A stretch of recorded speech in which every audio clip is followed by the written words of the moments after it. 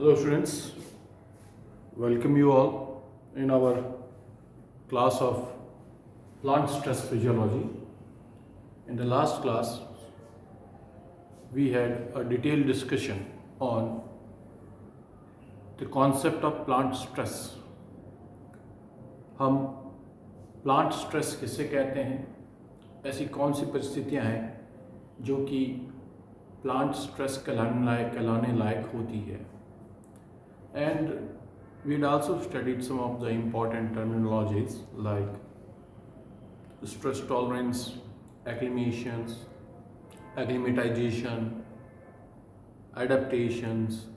These are actually mechanisms by which plants adjust itself to the stressful condition. So ये चीज़ें हमने last class में study की थी. अब मोटे तौर पर देखा जाए तो क्लाइमेटिक कंडीशंस हैं और सॉइल कंडीशंस हैं. ये these are the two major conditions which are responsible for different type of stresses. And I had highlighted that in this section we will study only about the abiotic factors which are responsible for inducing stress condition in plants. We will not talk about the biotic factors or the biotic agents which are responsible for developing stress, because these things can be studied in a separate stream of science which is known as plant pathology. So there are various different kind of stresses. For example, water stress,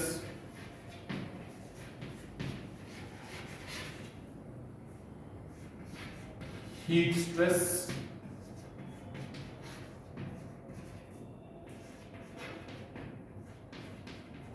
chilling and freezing stress,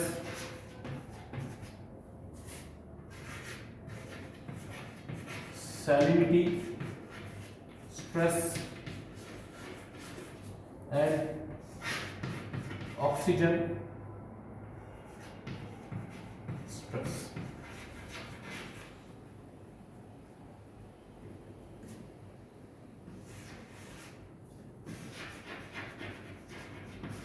These three stresses are mostly responsible, or they are mostly associated with climatic conditions.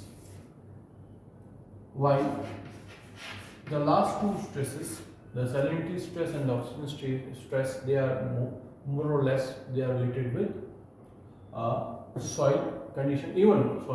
Water is also responsible. Water is also associated with the soil conditions. So these are some important stresses which we will study in this unit. And of these 5 different type of stresses, water stress and heat stress are the most common type of stresses, and most of the plants growing in wild or in farm in croplands, they suffers from these two stresses, water stress as well as heat stress. So majority of plants, particularly all the plants growing in tropical conditions, means tropical condition means the conditions lying between the 23.5 degree north to 23.5 degrees south. This particular zone is known as tropical zone. So all the plants growing in these particular zone, even in temperate zones, plants suffer from these two stresses.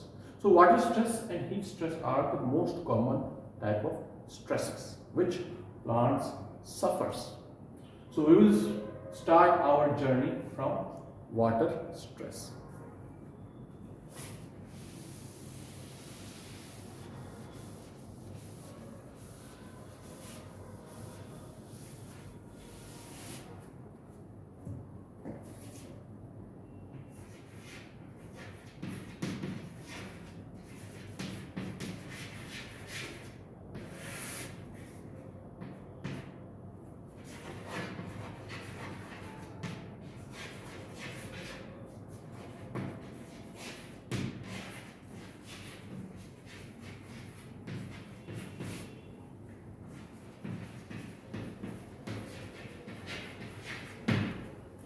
Water stress actually it is known as water deficit. Deficit means पानी की कमी. And drought resistance. Drought means सूखा या पानी की कमी में जो रेजिस्टेंस प्लांट शो करेगा उसको हम ड्राउट रेजिस्टेंस कहेंगे. और ये जो पानी की कमी जो है, obviously soil environment, mostly plants procure obtain it's water from soil environment. तो जब सॉइल एनवायरनमेंट में वाटर की कमी होगी तो ड्राउट, सूखे जैसी स्थिति पैदा उत्पन्न होगी. और वह सूखे जैसी जो स्थिति है, वो जो सूखा है, वह प्लांट के ऊपर एक स्ट्रेसफुल एनवायरनमेंट क्रिएट करेगा. उस स्ट्रेस को हम वाटर स्ट्रेस कहेंगे. अब कैसे प्लांट फिर इस ड्राउट वाली कंडीशन में अपने आप को एडजस्ट करेगा, कैसे वो रिस्पॉन्ड करेगा, ये सब चीजें हमें इस टॉपिक के अंदर स्टडी करना है. तो पहले हम देखते हैं कि हम वाटर डेफिसिट किसे करेंगे.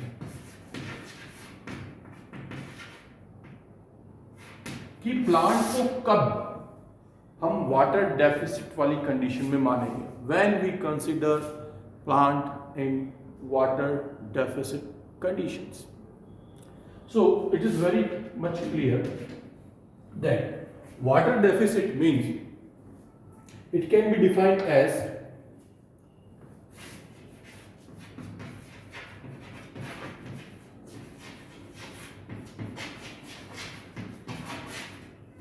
any water content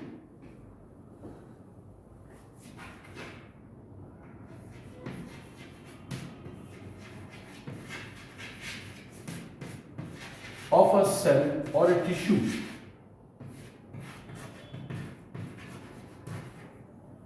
कोई भी टिश्यू या सेल का जो उस समय जो एक्चुअल वाटर कंटेंट, जो भी वाटर कंटेंट हो, वह उसी सेल और टिश्यू की जो मोस्ट हाइड्रेटेड स्टेट जब होगी या जो उसकी हाईएस्ट कैपेसिटी है वाटर की, उससे अगर कम है तो उस कंडीशन को हम वाटर स्ट्रेस कहेंगे.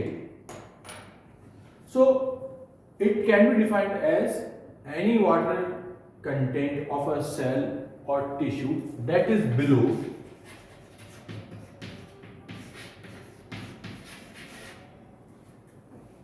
द हाईएस्ट, सर्वाधिक जो उसकी उस सेल की सबसे अधिक जो मैक्सिमम कैपेसिटी है, highest capacity that is below the highest capacity of water content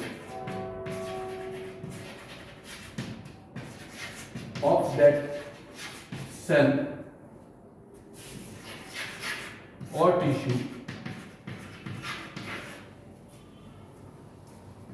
exhibited in the most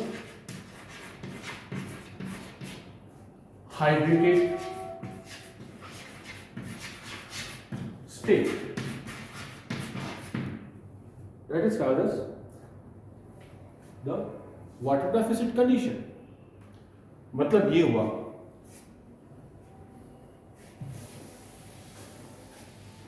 कि सपोज हम एक सेल की बात करते हैं. This is a plant cell.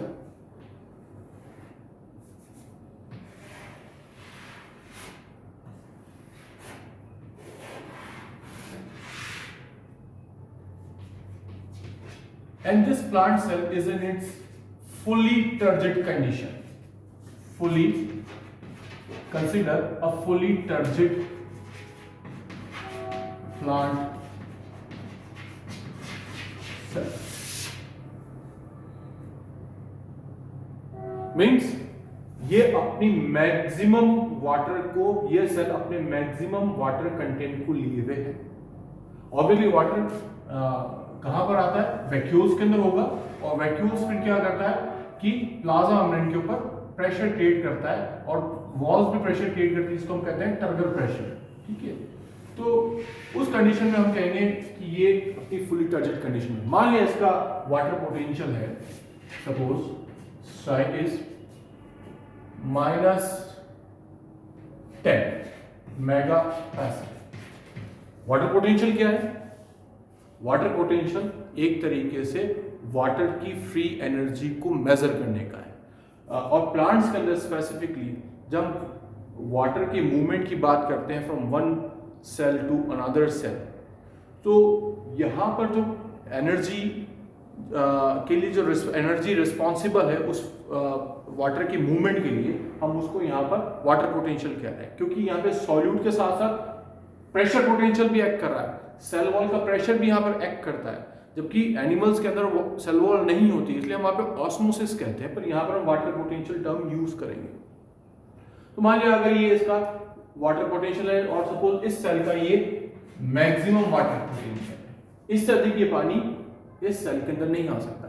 अब यही सेल, द सेम सेल, मान लिया कि ये वाटर डेफिसिट कंडीशन में है, तो हो सकता है कि इसके अंदर पानी कम होगा।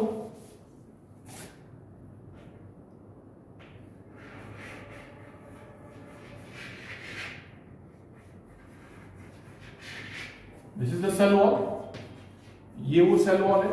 अभी ये जो सेल है, द सेम सेल, ये श्रिंक हो चुका है। इसलिए हो चुका है क्योंकि इसके अंदर पानी नहीं है, या बहुत कम है, या काफी लो अमाउंट में है। ये अपनी फुली टर्जिड कंडीशन में नहीं है।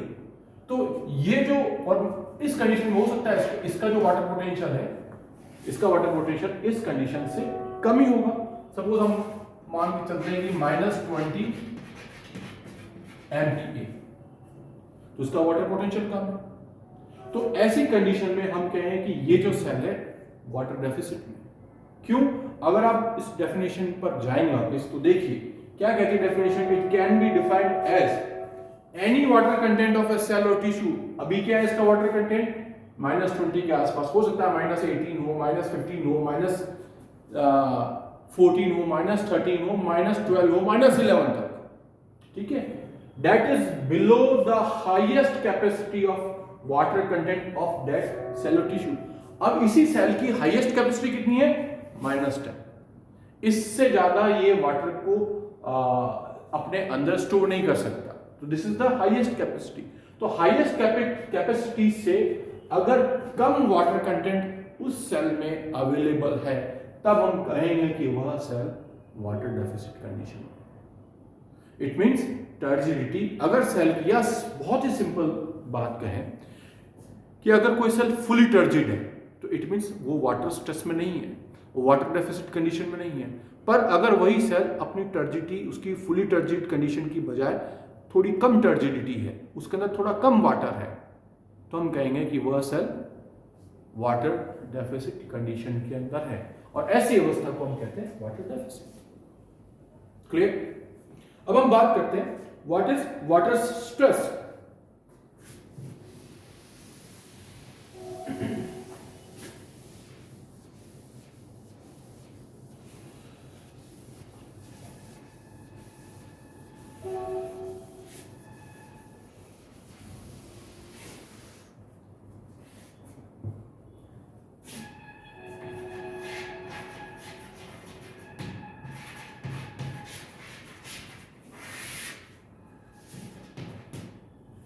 So we can easily define water stress. Water stress means if water deficit limits the growth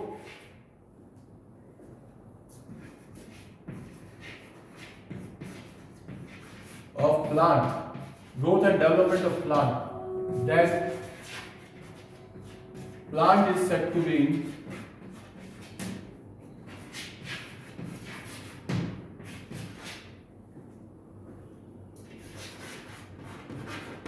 water stress.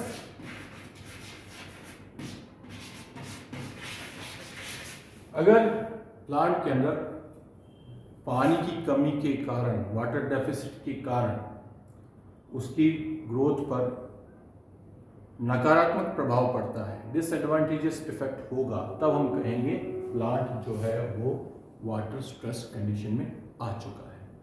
पर इस कंडीशन में अब प्लांट रिस्पॉन्ड करेगा, प्लांट के पास ऐसे कई सारे मैकेनिज्म है जिससे कि वह ऐसी कंडीशन में भी अपने आप को मेंटेन करेगा, अपने नॉर्मल फंक्शंस को परफॉर्म करेगा.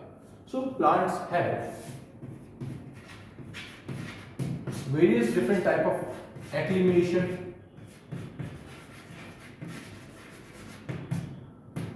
strategies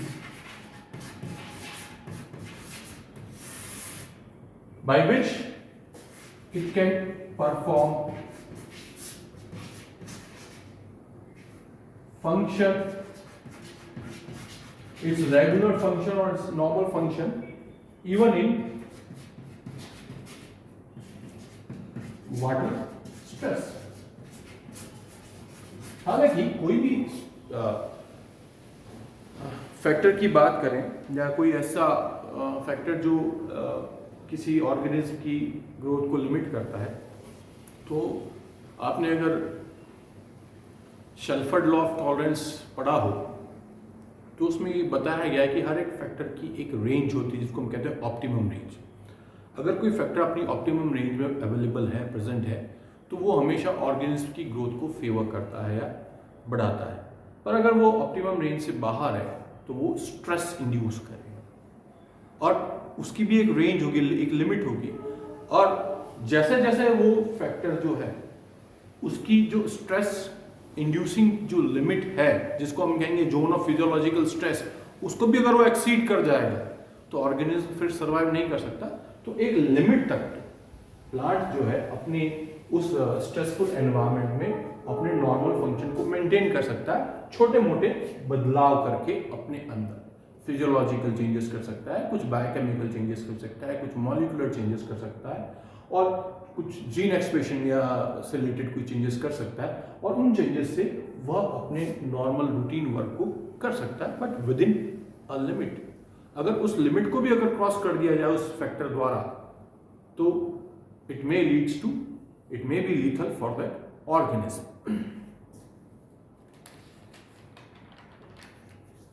सो हम बात करेंगे अब क्या क्या ऐसी एक्लिमेटेशन स्ट्रेटजीज हैं जो प्लांट्स एडॉप्ट करता है ड्यूरिंग वाटर स्ट्रेस कंडीशन.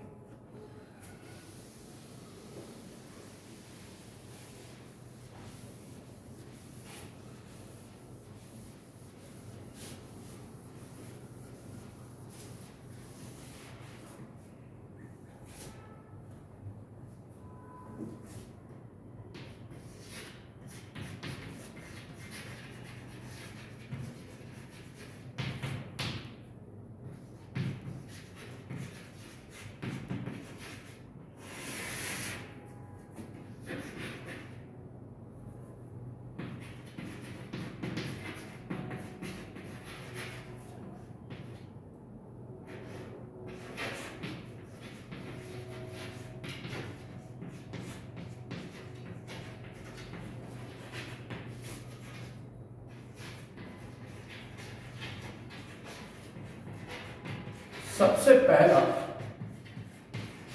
जो रिस्पॉन्स प्लांट्स जनरली जनरेट करते हैं, most of the plants which generates response to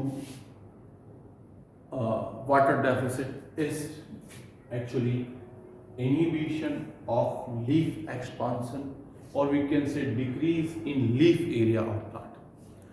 जब भी जैसे ही प्लांट वाटर स्ट्रेस को आइडेंटिफाई करता है तो सबसे पहला जो उसके अंदर चेंज आता है वो ये आएगा क्या कि उसकी लीफ एरिया जो है वो उस लीफ एरिया को रिड्यूस करेगा. लीफ एरिया को रिड्यूस इसलिए करेगा ताकि कम से कम ट्रांसपिरेशन हो. ट्रांसपिरेशन कम होगा तो वो लंबे समय तक जो सॉइल वाटर है उसको कंजर्व रख सकता है और लंबे समय तक वो धीरे धीरे स्मॉल अमाउंट ऑफ वाटर को यूटिलाइज करेगा as compare to the large amount of water जो प्रीवियसली करता है. So we can say that inhibition of leaf expansion or decrease in leaf area is actually the, we can say, the first line of plant defense against water stress. It can be considered as first line of plant defense against water stress. चलो ये first line हो गई। Second जो इसके बाद जो response generate करेगा वह है कि वो रूट की ग्रोथ को एक्सपांड करेगा। वो उसकी जो रूट्स हैं, क्योंकि वाटर स्ट्रेस कब होगा, जब सॉइल के अंदर वाटर की कमी होती है। और जब सॉइल के अंदर वाटर की कमी होती है सबसे पहले क्या होता है कि जो सबसे ऊपर की लेयर की सॉइल से वहां पर वाटर सबसे पहले कम होगा, वहां का वाटर पहले एग्जॉस्ट होगा या हो सकता है इवेपोरेट हो जाए, फिर धीरे धीरे धीरे नीचे डीपर लेयर्स की जो सॉइल्स हैं उसके अंदर वाटर एग्जॉस्ट होगा। तो शुरुआत में जब वेट सॉइल है तो रूट्स जो होती है वो शैलो होती है, पर जैसे जैसे पानी की कमी होगी अपर लेयर्स के अंदर, अपर स्ट्रेटा में, तो रूट्स की ग्रोथ डीपर या नीचे की ओर वृद्धि करेगी जहां पर अभी भी वाटर अवेलेबल है। तो हम कह सकते हैं कि डीपर ग्रोथ ऑफ रूट्स, और we can say enhanced growth of roots.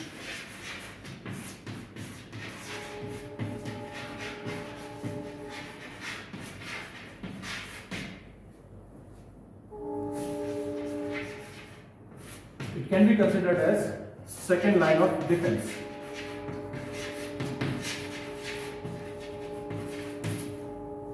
Performed by plants against water stress. इसके अलावा भी और जो कॉमन एक्लिमेशंस हैं वो है stomatal closures.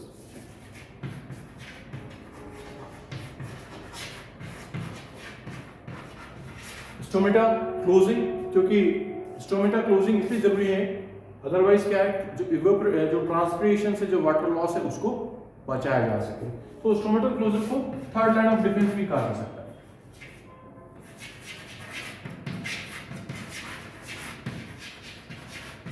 Against water stress इसके अलावा भी कुछ और मैकेनिज्म है, जैसे कि लीफ एब्सिशन।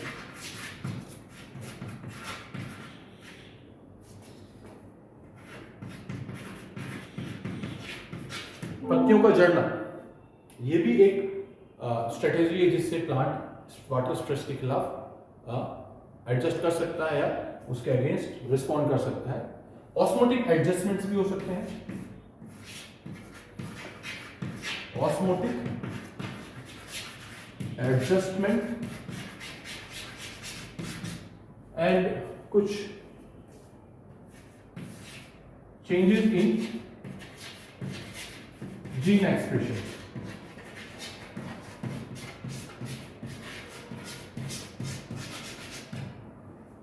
क्योंकि जब प्लांट वाटर स्ट्रेस में जाता है तो साथ साथ में उसको ऑस्मोटिक स्ट्रेस से भी कोप अप करना पड़ता है, हम उसको देखेंगे। और उस ऑस्ट्रोमिक वह जो ऑस्मोटिक स्ट्रेसेस हैं वो कुछ ना कुछ जीन एक्सप्रेशन में बदलाव भी लेके आते हैं। तो ये कुछ डिफरेंट टाइप के स्ट्रेटजीज हैं जिनको कह सकते हैं एक्लिमेशन स्ट्रेटजीज हैं। और एक्लिमेशन स्ट्रेटजीज मीन्स वो उनके जीवन काल में ही होंगे, और ये इन एक्लिमेशन स्ट्रेटजीज में के कारण प्लांट वाटर स्ट्रेस के अंदर अपने नॉर्मल फंक्शंस को, अपने नॉर्मल वर्क को परफॉर्म कर सकता है, but with in the limit. तो स्टेप बाय स्टेप हम एक एक करके इन एक्लिमेशन स्ट्रेटजीज को हम देखेंगे। हम शुरुआत करेंगे इनहिबिशन ऑफ लीफ एक्सपांशन और डिक्रीज इन लीफ एरिया से, जिसको कि first line of plant defence भी कहते हैं against water stress.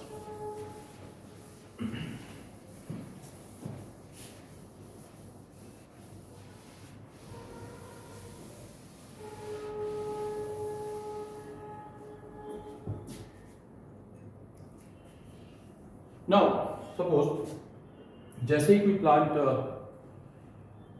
Water stress condition में आएगा, और वाटर स्ट्रेस कंडीशन में कैसे आएगा, वाटर डेफिसिट होगा। और वाटर डेफिसिट क्या होता है हम इसको समझ चुके हैं कि किसी भी सेल में या टिश्यू के अंदर उसकी जो मैक्सिमम क्षमता जो उसके अंदर वाटर को स्टोर करने की होती है उससे कम क्षमता में अगर वहाँ पर वाटर अवेलेबल हो रहा है या हो पा रहा है, तब हम कहेंगे कि वह सेल वाटर डेफिसिट कंडीशन में आ गया है। मतलब वो फुली टर्जिट कंडीशन में नहीं होगा। सीधी सी बात है, अगर कोई भी सेल अपनी फुली टर्जिट कंडीशन में नहीं आ पा रहा है, इट मीन्स वह सेल वाटर डेफिसिट में आ चुका है, या हम कहें कि प्लांट वाटर डेफिसिट वाली कंडीशन में आ चुका है। तो जब वाटर डेफिसिट होगा तो कैसे लीफ एक्सपांशन जो है वो इनहिबिट होगा, या कहें कि लीफ एरिया में कैसे रिडक्शन होगा। सो व्हाट हैपेंस,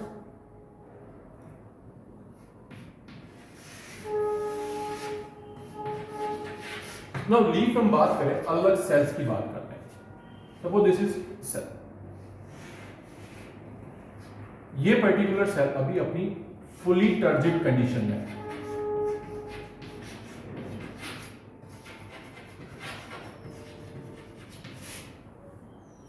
जब फुली टर्जिड कंडीशन में तो सेल एक्सपांशन आराम से हो सकता है, और जो ग्रोथ है, जो न्यू सेल्स ग्रो कर रही है, जैसे आप प्लांट की शूट की बात करेंगे तो शूट एपेक्स की बात करें, if you talk about the shoot apex of plant, suppose this is shoot apical meristem.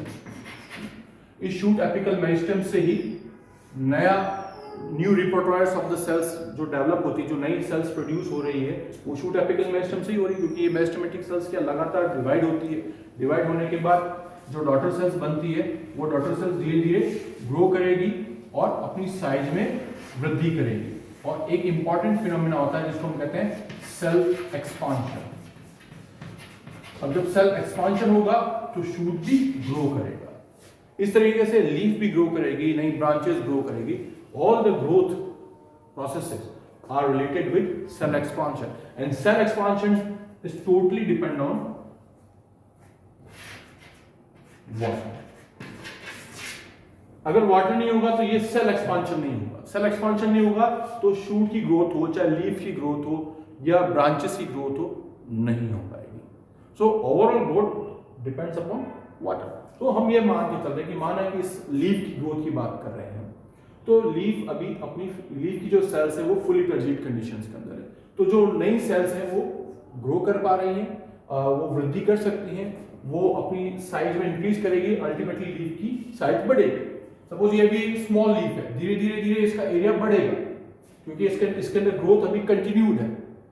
पर किन्हीं कारणों से ये जो सेल है अपनी टर्जिडिटी को मेंटेन नहीं रख पा रही है। क्यों? क्योंकि एनवायरनमेंट में वाटर की कमी है। तो ऐसी कंडीशन में क्या होगा कि ये जो सेल जो फुली टर्जिड कंडीशन में होनी चाहिए थी, वह कुछ इस प्रकार से होगी।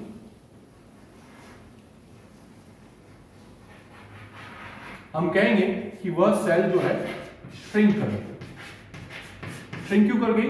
Because there is absence of water, और we can say low amount of water is available, तो सेल विल श्रिंक। जब सेल श्रिंक करेगा तो जो सेल वॉल उस समय फुली टर्जिड कंडीशन के अंदर अपनी मैक्सिमम एक्सपांडिंग कंडीशंस के अंदर थी, अब यहां पर सेल वॉल भी रिलैक्स हो गई, जबकि सेल वॉल यहां पर टाइट थी। और जो सेल वॉल एकदम एक्सटेंड एकदम टाइट होगी तो हम कह सकते हैं कि उसका टर्गर प्रेशर भी बहुत ज्यादा होगा। अब जब सेल वॉल रिलैक्स हो गई तो there is loss of turgor pressure. अगर टर्गर प्रेशर नहीं होगा then what will happen? Cell expansion जो है, जो कि टर्गर डिपेंडेंट प्रोसेस है, वो नहीं हो पाएगा। और जब सेल एक्सपांशन नहीं होगा तो लीफ एक्सपांशन भी नहीं होगा। जब सेल एक्सपांशन नहीं होगा तो लीफ एक्सपांशन रुक जाएगा। सपोज कि ये जो लीफ है इन नॉर्मल कंडीशन ये इस साइज तक ग्रो कर जाएगा, ये इस साइज तक ग्रो कर जाएगा अगर वाटर अवेलेबल होता, पर वाटर अवेलेबल नहीं है तो अब ये आगे ग्रो नहीं कर पाएगी, वो उसकी साइज जो है छोटी रह जाएगी। और वी कैन से कि there is inhibition of leaf expansion. Leaf expansion में इनहिबिशन हो गया। क्यों हुआ? वाटर नहीं है। कारण क्या है? वापस बता देता हूं कि अगर वाटर नहीं होगा तो सेल अपनी टर्जिडिटी को लॉस कर जाएगा और उसके पास वो टर्गर प्रेशर नहीं होगा जो कि जरूरी है सेल एक्सपांशन के लिए। और जब सेल एक्सपांशन नहीं होगा तो क्योंकि लीफ में कई सारी सेल्स हैं तो लीफ एक्सपांशन भी नहीं हो पाएगा, और लीफ एक्सपांशन नहीं होगा तो एक चीज में क्या होगा, there will be reduction in transpiration. इसका फायदा क्या हो रहा है, लीफ एक्सपांशन से प्लांट को क्या फायदा हो रहा है, लीफ एक्सपांशन नहीं हो पा रहा है तो इस प्लांट को क्या फायदा हो रहा है, इस प्लांट को ये फायदा हो रहा है कि कम से कम पानी का लॉस कर पाएगा, दैट इज ट्रांसपिरेशन कम हो जाएगा।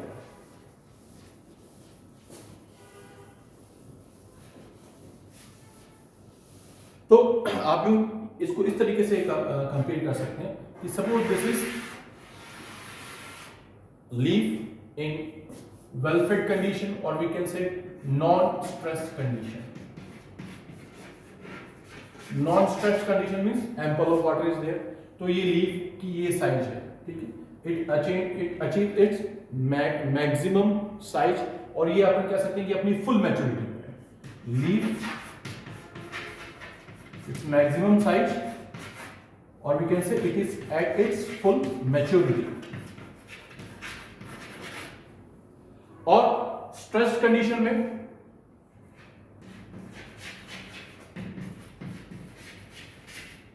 तो उसकी लीफ एक्सपांशन कम होगा। हमने क्या कहा, इनहिबिशन इन लीफ एक्सपांशन और we can say decrease in leaf area.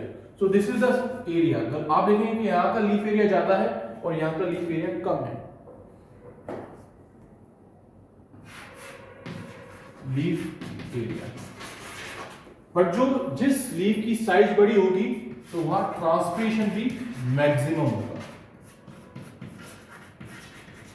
Transpiration maximum, and transpiration is what, loss of water in form of vapours by stomatas. और अगर लीफ एरिया कम है तो transpiration is reduced.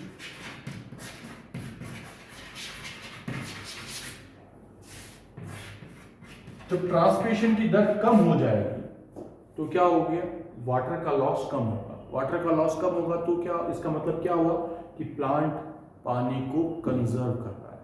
So this reduced leaf area is actually conserving water.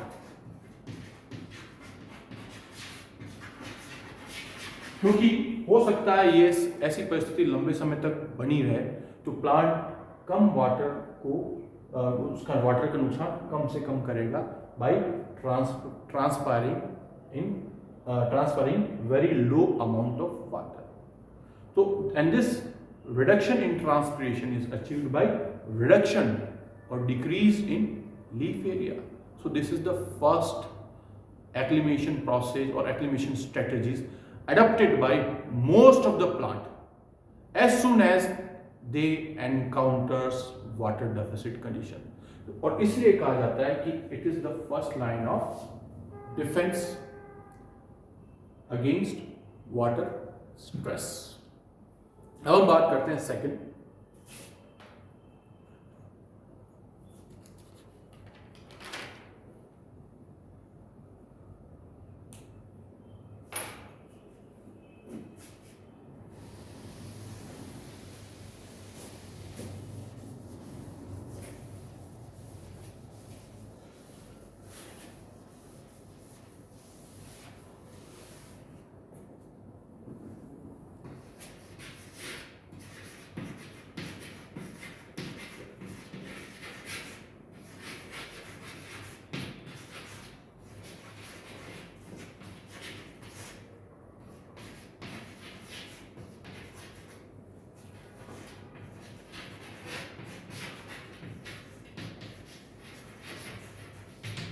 जिसको कि second line of defence भी कहा जाता है।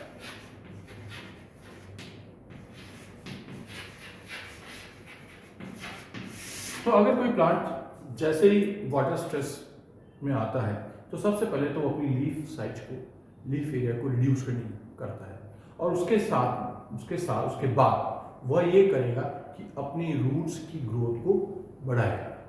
क्योंकि वाटर डेफिसिट हमेशा, जब भी हम सॉइल की बात करते हैं, ये सब दीज आर द रूट्स।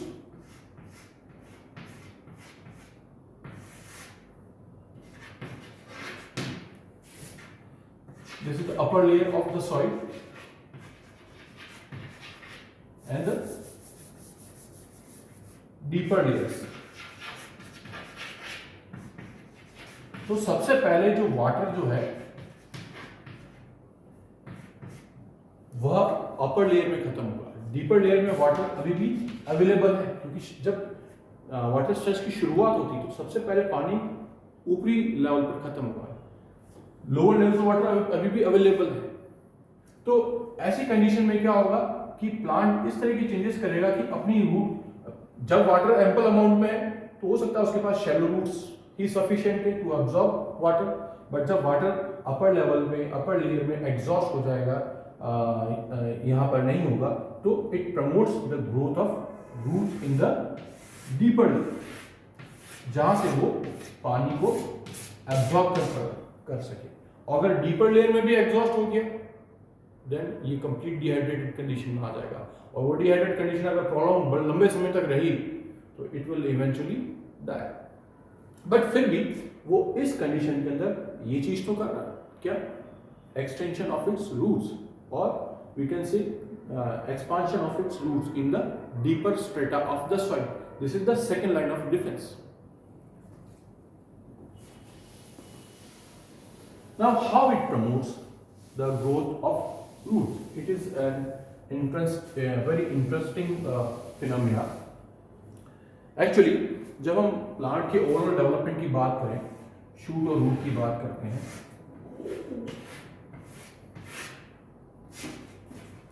और शूट और जो रूट्स हैं वो दो डिस्टिंक्ट एनवायरमेंट में ग्रो कर रहा है। एटमॉस्फेयर, लिथोस्फेयर, या हम कहें soil. A plant is a very unique organism in the sense that majority of its organs grow in atmosphere and they are adapted according to the atmosphere, while root, or we can say the root system, is adapted to the soil condition. तो दो अलग अलग conditions के अंदर ये organism grow कर रहा है ना। Overall the growth of the shoot और रूट, अगर हम शूट और रूट के बायोमास की बात करें, shoot is to root biomass, it depends upon uptake of water by roots and photosynthesis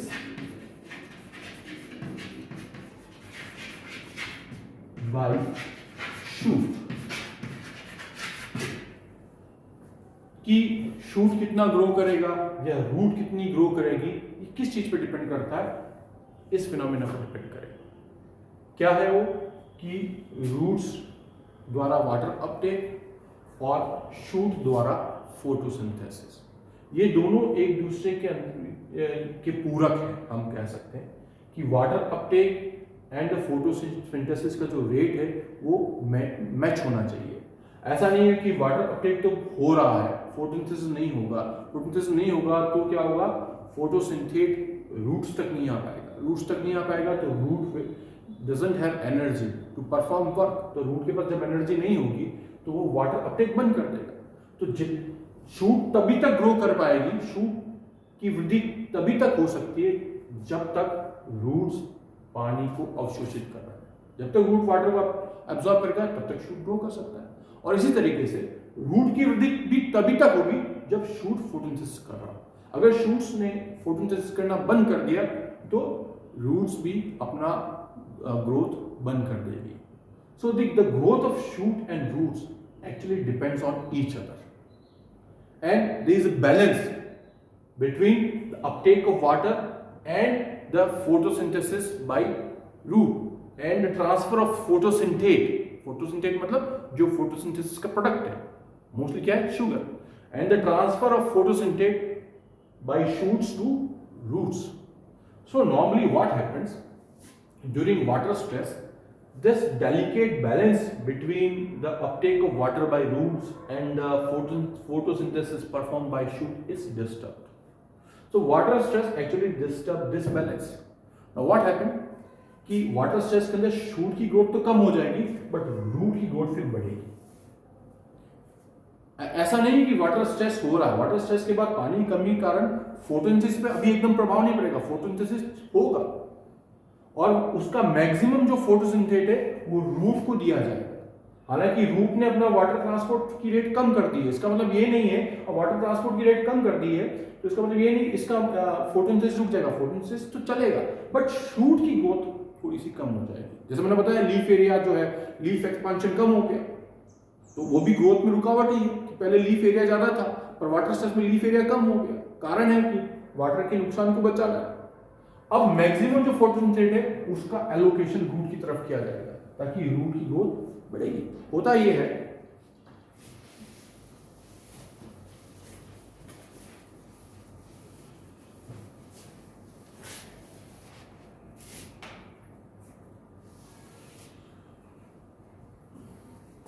क्योंकि नॉर्मल कंडीशन में जब leaf area, this is the leaf area, suppose in unstress condition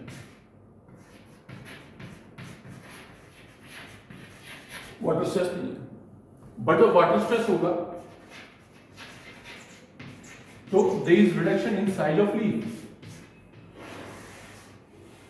अगर water stress नहीं होता तो वो लीफ इस size को अचीव करती, पर चूंकि वाटर स्ट्रेस के कारण लीफ की एरिया में ज्यादा वृद्धि नहीं हुई है, ठीक है, तो leaf area is decreased. But इस वाटर स्ट्रेस में जब लीफ एरिया डिक्रीज हो रहा है उसके साथ इसका मतलब ये नहीं कि फोटोसिंथेसिस बंद हो गया, फोटोसिंथेसिस इज स्टिल कंटिन्यू, ये अभी भी चल रहा है। ये फोटोसिंथेसिस जो मैकेनिज्म है ये ऑपरेट कर रहा है और जब फोटोसिंथेसिस ऑपरेट करेगा तो there will be synthesis of sugar molecule, energy का सिंथेसिस होगा। बट अब दिक्कत अब बात ये है कि पहले ज्यादा कार्बन और ज्यादा एनर्जी जो अपन कह सकते हैं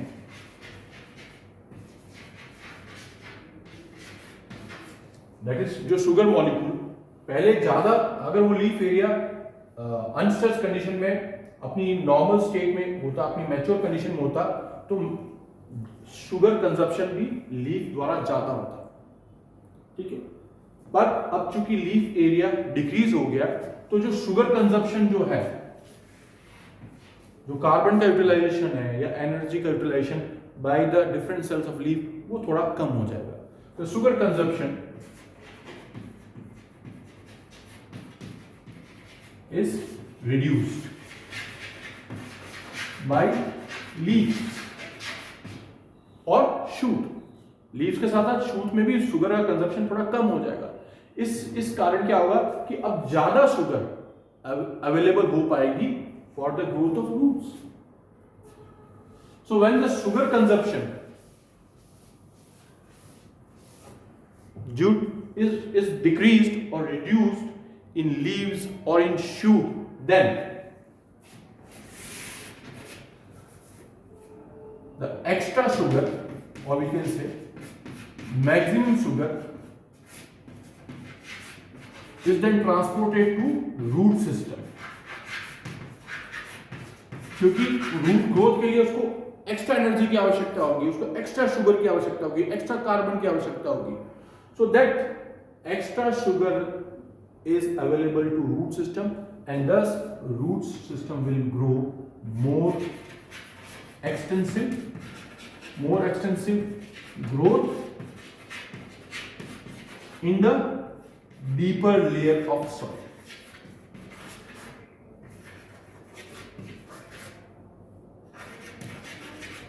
तो ये एक इस तरीके से रूट्स जो है वो ज्यादा डीप ग्रो करेगी। क्यों हुआ? क्योंकि जो वाटर अपटेक और फोटोसिंथेसिस का जो बैलेंस था वो डिस्टर्ब हुआ। कारण क्या हुआ? कारण क्या रहा? Water stress. और वाटर स्ट्रेस के कारण वैसे ही लीफ एरिया रिड्यूस हो चुका है और इसलिए अब इनको ज्यादा आवश्यकता नहीं है शुगर की। तो जो एक्स्ट्रा शुगर जो अब बच रही है, जो अब इनको आवश्यकता नहीं क्योंकि लीफ एरिया कम है, तो वो एक्स्ट्रा शुगर कहाँ ट्रांसपोर्ट की जा रही है? रूट सिस्टम, ताकि रूट की अधिक से अधिक वृद्धि हो सके। जब अधिक से अधिक वृद्धि होगी तो वो डीपर लेयर में जाएगा जहां पर सॉइल अभी भी गीली है या वेट है, और वहां से वो वाटर को एब्जॉर्ब करेगा। तो ये भी क्या हुआ, एक तरह का चेंज हुआ, एक्लिमेशन हुआ towards water stress. So this enhanced root growth is can be called as second line of water defence. पहला क्या हो गया, reduction in leaf area, and second is enhanced root growth in deeper layer. तीसरी बात करते हैं stomatal closure.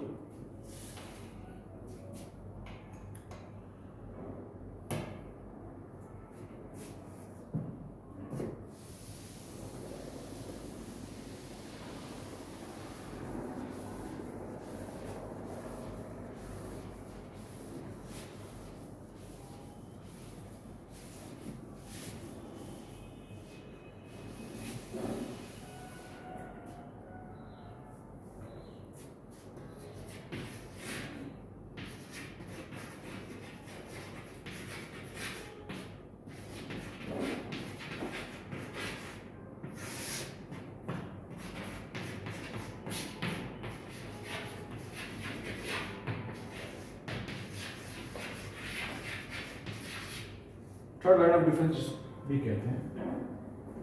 Generally stomatal closure तब आता है, स्टोमेटल क्लोजर एकदम से नहीं होगा।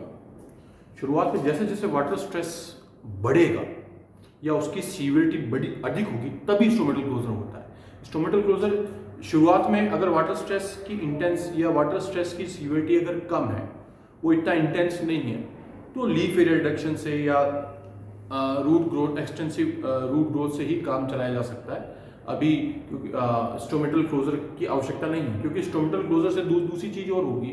जब स्टोमेटल क्लोजर होगा तो इवेपोरेटिव कूलिंग प्लांट की बंद हो जाएगी, और जब भी प्लांट वाटर स्ट्रेस में आता है उसके साथ हीट स्ट्रेस भी रहता है। इसको मैं जब हीट स्ट्रेस हम पढ़ेंगे तब मैं और डिस्कस करूंगा the link the correlation between the water stress and the heat stress.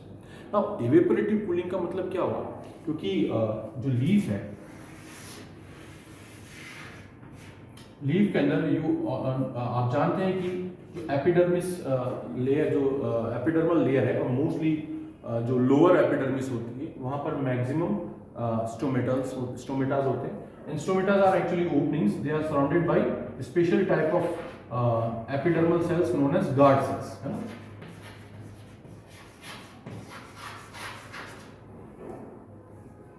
और जब भी वाटर स्ट्रेस है या वाटर की कमी है, उसका एक बड़ा कारण है हाई टेम्परेचर।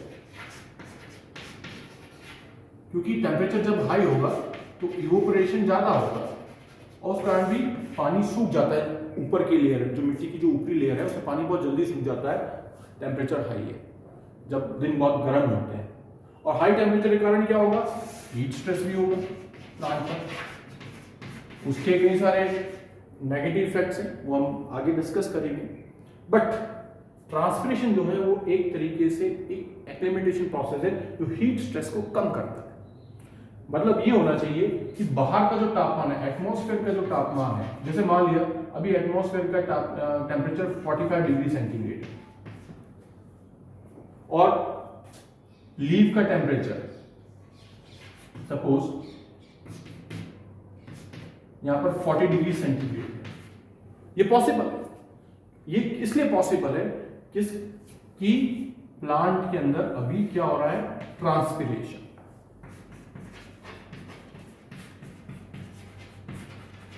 जिसको इवेपोरेटिव कूलिंग भी कहते हैं।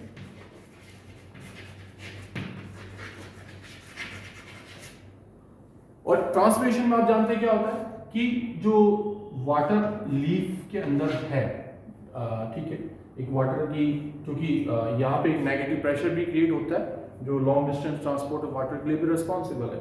तो वाटर जो लिक्विड स्टेट में लीव्स के अंदर है, वह गैसियस स्टेट में बाहर जाता है। और वो गैसियस स्टेट में कब बाहर जाएगा, क्योंकि यहाँ की लीफ की जो लीफ में जो सेल्स हैं, वहां से वो हीट एनर्जी को एब्जॉर्ब करेगा, क्योंकि टेम्परेचर ज्यादा है 45 डिग्री का, अकॉर्डिंगली जूल्स ऑफ एनर्जी होगी, तो वो नेबरिंग रीजन से जब हीट एनर्जी को लिक्विड वाटर एब्जॉर्ब करेगा तो वो गैसियस स्टेट में कन्वर्ट हो जाएगा।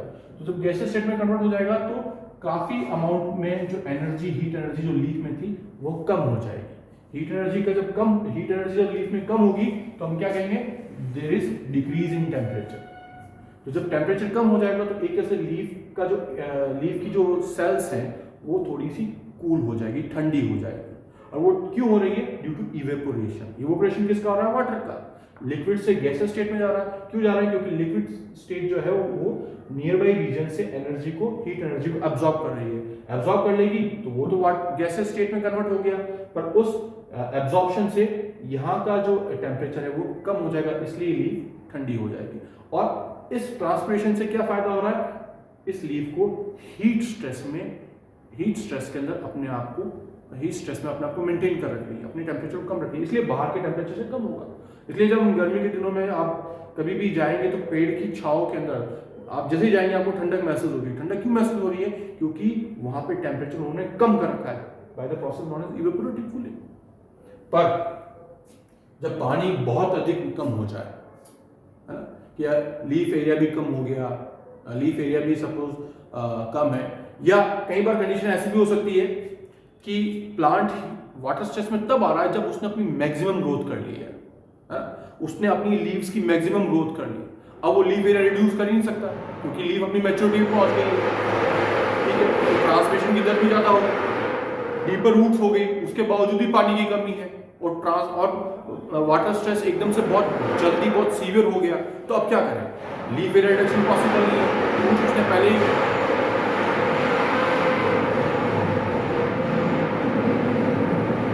रूट्स उसने पहले ही जितनी डीप हो सकती उतनी ग्रो कर ली और वो डीपर स्ट्रेटा में भी पानी कम पड़ रहा है। तो अब उसके आगे नेक्स्ट क्या है? नेक्स्ट यही है कि वो ट्रांसपिरेशन को बंद कर दे। ट्रांसपिरेशन को बंद करेगा तो क्या होगा? हीट स्ट्रेस से दिक्कत होगी, अब वो हाई टेम्परेचर हो जाएगा लीफ का, उससे उसको कोप करना पड़ेगा। तो ये एक डिलेमा है, इसको हम आगे डिस्कस करेंगे। बट स्टोमेटल क्लोजर होता है। स्टोमेटल क्लोजर कब होगा? जब प्लांट एकदम से सीवियर वाटर स्ट्रेस कंडीशन में आ जाए या प्लांट एकदम डिहाइड्रेटेड होने लग जाए, उसी कंडीशन में स्टोमेटल क्लोजर होगा। अदरवाइज स्टोमेटल क्लोजर प्रेफर नहीं किया जाता। सो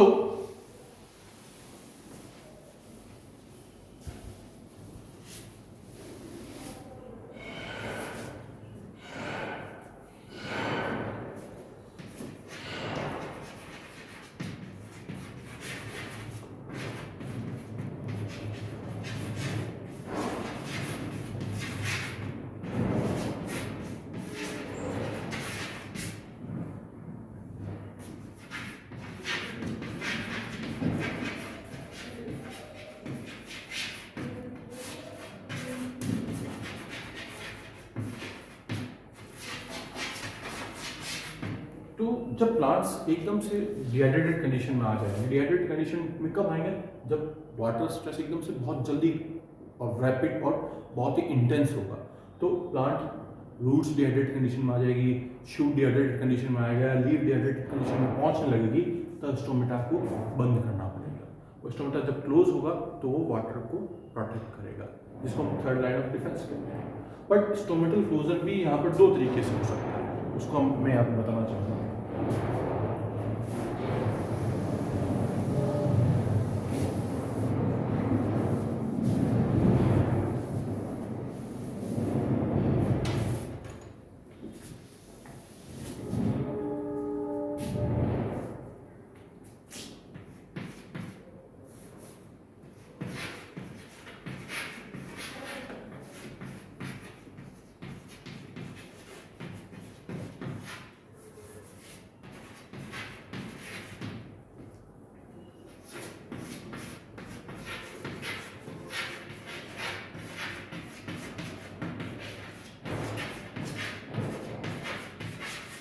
एक तो होगा हाइड्रोपैसिव क्लोजर और दूसरा होगा हाइड्रोएक्टिव क्लोजर। इसमें भी दोनों में थोड़ा फर्क है। एक तो इनका the mechanism of stomatal closure is different in hydropassive closure and it is different in hydroactive closure. Further, when water stress is more severe then the closure will be hydroactive, but if it is less severe, इतना ज्यादा severe नहीं है, हाँ पानी एकदम से इतनी कमी नहीं हो गई है, तो हाइड्रोपैसिव क्लोजर होगा। पर पानी एकदम से कम हो जाए प्लांट के अंदर या प्लांट एकदम से डिहाइड्रेट कंडीशन में पहुंच जाएगा, तब उस समय हाइड्रोएक्टिव क्लोजर होता है। तो let's see what is hydropassive closure and what is hydroactive closure. तो पहले बात करते हैं हम हाइड्रोपैसिव क्लोजर की। वापस हम उसी पर जाते हैं, गार्ड सेल्स के ऊपर। So this is the guard cell.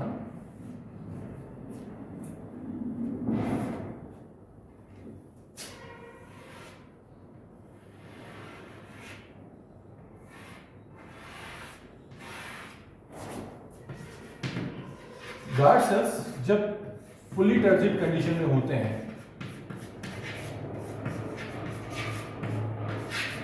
तभी स्टोमेटा ओपन होता है और ये नेबरिंग सेल्स है। जैसे ये गार्ड सेल के एपिडर्मिस की पार्ट है, तो ये epidermis cells, these are the epidermal cell.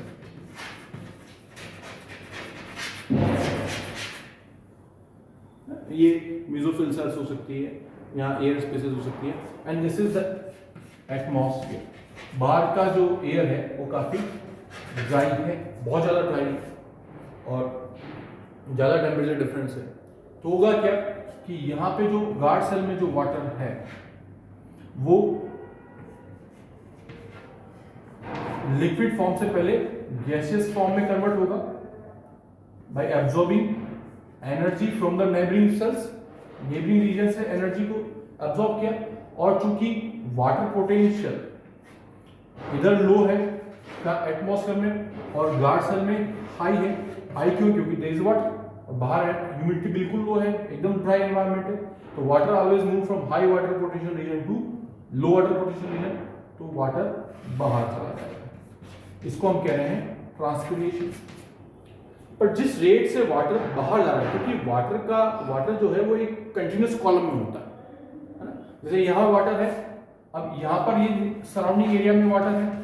अब जैसे ये वाटर मॉलिक्यूल इस गार्ड सेल से लॉस्ट हुआ, तो उसी टाइम ये वाटर मॉलिक्यूल गार्ड सेल में आना चाहिए नेबरिंग रीजन से, या और यहाँ का वाटर इस वाटर को कवर करेगा ये मेसोफिल सेल। मान लिया कि इस एयर स्पेस से ये वाटर मॉलिक्यूल यहाँ है, और जैसे ये वाटर मॉलिक्यूल आएगा तो ये वाटर मॉलिक्यूल इसको रिप्लेस करेगा। तो ये एक ही रेट में होना चाहिए। जिस रेट से वाटर मॉलिक्यूल गार्ड सेल से बाहर जा रहा है, उसी रेट से एयर स्पेस से वाटर मॉलिक्यूल यहाँ पर पहुंचना चाहिए। पर ये जो रेट है ये डिस्टर्ब हो जाती है ड्यूरिंग वाटर स्ट्रेस, क्योंकि ये तो जो लिक्विड वाटर का गैसेस वाटर में जो इवेपोरेशन है वो बहुत फास्ट होगा, क्योंकि एयर टेम्परेचर जो है बहुत अधिक है, टेम्परेचर बहुत अधिक है। तो लॉस ऑफ वाटर जो है from guard cell to atmosphere, it is very fast, but this pace is not matched internally, क्योंकि अंदर ऑलरेडी पानी की स्कैर्सिटी हो चुकी है। तो कहना मतलब ये हुआ कि यहां पर जो वाटर मॉलिक्यूल था वो बाहर जा चुका है। अब गार्ड सेल के अंदर वाटर मॉलिक्यूल नहीं है, अब वो वाटर मॉलिक्यूल नेबरिंग एरिया से आना चाहिए, पर चूंकि यहां पर भी वाटर मॉलिक्यूल जो है वो कम है, तो वो उस पेस को मैच नहीं कर पाएगा। ऐसी कंडीशन में क्या होगा, गार्ड सेल क्या है, वाटर को जब लूज करेगा तो ये अपनी टर्जिडिटी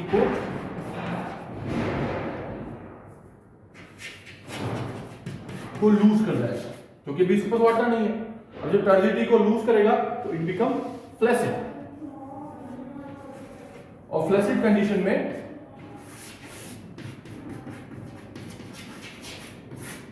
स्टोमेटा क्लोज हो जाएगा।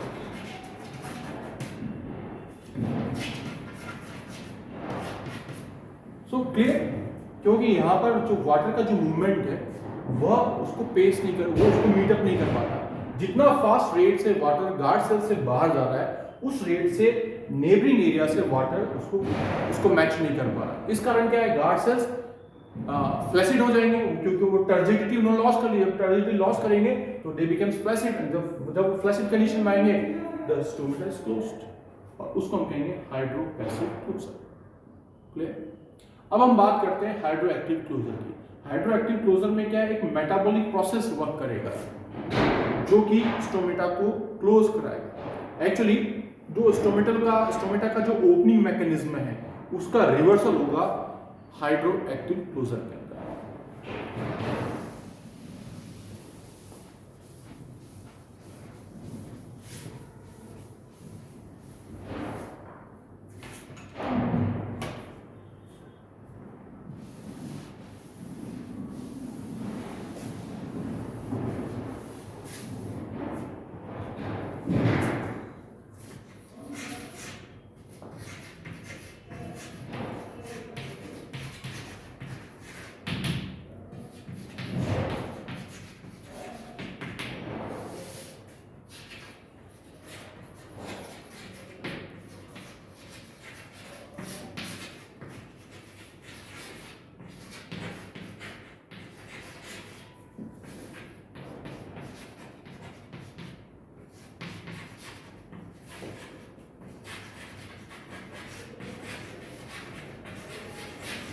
तो जनरली हाइड्रोएक्टिव क्लोजर तब होगा जब प्लांट बहुत ही जल्दी और बहुत सीवियर वाटर स्ट्रेस में आएगा और वो लगभग डिहाइड्रेट स्टेट में पहुंचने वाला है, डिहाइड्रेशन होने वाला है। उस कंडीशन में हाइड्रोएक्टिव क्लोजर होगा। और हाइड्रोएक्टिव क्लोजर जो है वो लॉस ऑफ सॉल्यूट डिपेंड करता है, किस पे डिपेंड करता है? Loss of solutes by guard cell. जबकि हाइड्रोपैसिव क्लोजर के अंदर कोई सॉल्यूट्स का लॉस नहीं हो रहा, वहां सिंपली वाटर का लॉस हुआ है जिसके कारण उसकी टर्जिडिटी लूज करी, उसमें सॉल्यूट्स का लॉस नहीं हुआ था और वो फ्लैसिड कंडीशन में आ गया। पर यहां पर सॉल्यूट का लॉस होगा and the loss of solute is responsible for loss of turgidity and ultimately stomatal closure. And this loss of solute is actually a type of metabolic process. यहाँ पे कई सारे metabolic मतलब signaling event यहाँ पे काम करेंगे और ये एक तरीके से ये जो है it is exactly reversal of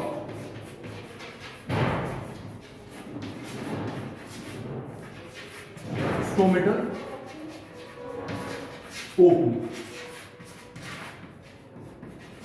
ये stomatal opening का बिल्कुल रिवर्सल होगा जो हाइड्रोएक्टिव क्लोजर कहलाएगा। थोड़ा सा मैं बता देता हूं कैसे स्टोमेटल ओपनिंग होती है, उसके बारे में फिर हम बात करेंगे इस प्रकार के स्टोमेटल क्लोजिंग की।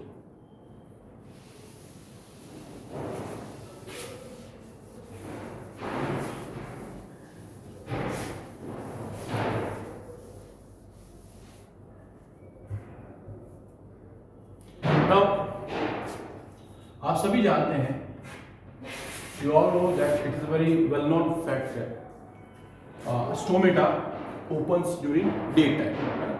जैसे ही जो सन की जो पहली रेडिएशंस हैं,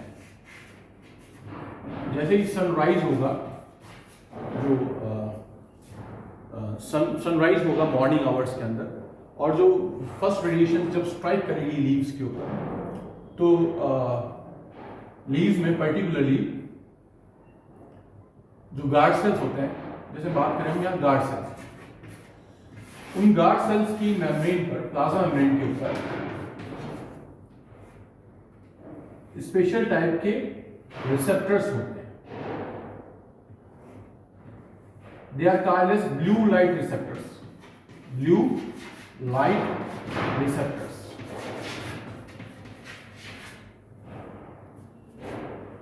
हम बात कर रहे हैं गार्ड सेल की, यहाँ पे गार्ड सेल्स है। अभी गार्ड सेल अभी इस कंडीशन में अभी तो स्टोमेटा क्लोज्ड है ना, यहाँ पर स्टोमेटा भी क्लोज्ड है।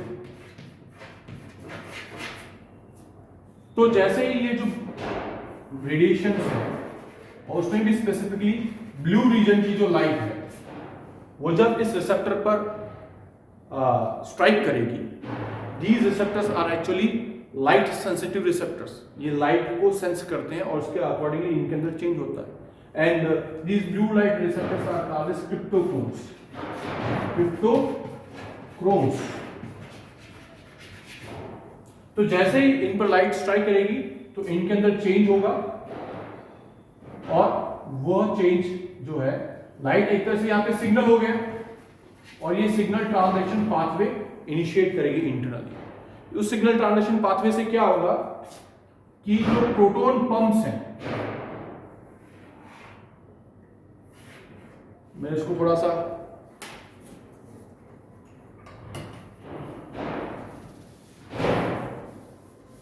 लार्ज पिक्चर बनाता हूं इसकी, ताकि आप इसको आसानी से समझ सकें।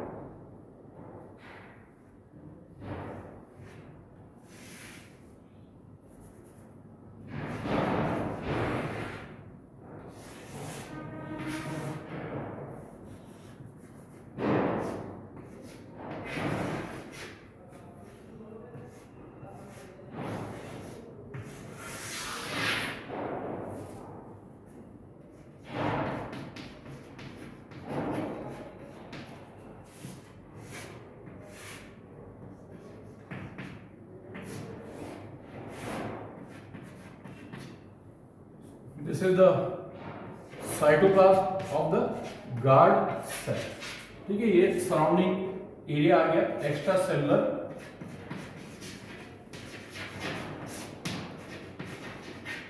एरिया हो गया, आसपास दूसरी सेल्स होगी। हमेशा प्रोटॉन की कंसंट्रेशन सेल के बाहर अधिक होगी या फिर वैक्यूल के अंदर अधिक होगी ना, या क्या है वैक्यूल के अंदर, और पोटेशियम आयन की कंसंट्रेशन भी बाहर ज्यादा होती है। और वैसे रेस्टिंग कंडीशन में मेम्ब्रेन बाहर पॉजिटिवली चार्ज होती है और अंदर से नेगेटिव चार्ज होती है, इसको हम कहते हैं resting condition, resting membrane potential. ये वो ब्लू लाइट रिसेप्टर है जिसको हम कह रहे हैं क्रिप्टोक्रोम।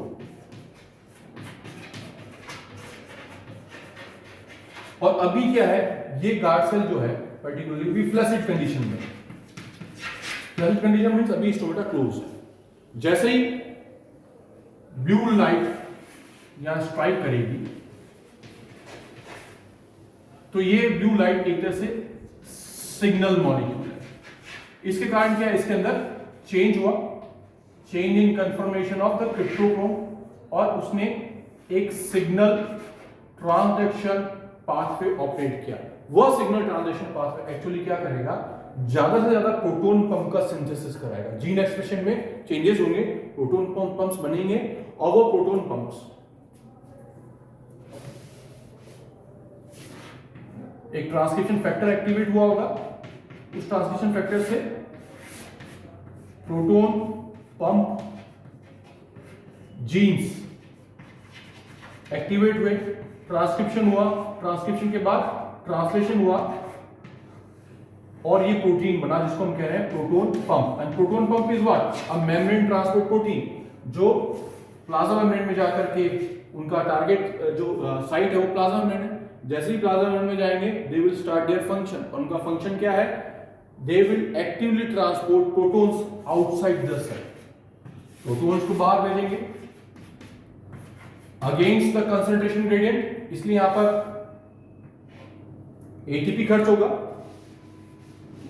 जैसे ही प्रोटॉन बाहर जाएंगे तो यहां पर एटीपी खर्च होगा, जिसको हम कहेंगे प्राइमरी एक्टिव ट्रांसपोर्ट। ये क्या है, प्राइमरी एक्टिव ट्रांसपोर्ट। इस तरह के ट्रांसपोर्ट को हम प्राइमरी एक्टिव ट्रांसपोर्ट कहते हैं। एक होता है सेकेंडरी एक्टिव ट्रांसपोर्ट। अब जब प्रोटॉन्स बाहर जाएंगे तो वो क्या करेंगे कि मेम्ब्रेन को और अधिक पॉजिटिव करेंगे बाहर की तरफ से। जब मेम्ब्रेन को और अधिक पॉजिटिव करेंगे तो जो बाहर जो पोटेशियम आयंस एक्सेस अमाउंट में अवेलेबल है, इसके साथ साथ मैं इसको यहां से रब कर रहा हूं एक प्रोटॉन पंप को, तो जब प्रोटॉन्स बाहर जाएंगे तो मेम्ब्रेन जो पॉजिटिव चार्ज है बाहर और इंक्रीज होगा, और साथ साथ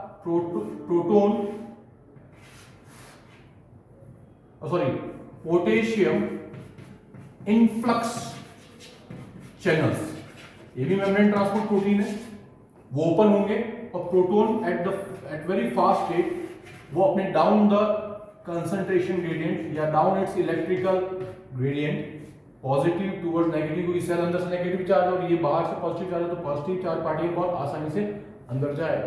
तो ये सॉल्यूट ट्रांसपोर्ट हो रहा है, कौन सा, पोटेशियम। तो जब पोटेशियम इन्फ्लक्स होगा गार्ड सेल के अंदर,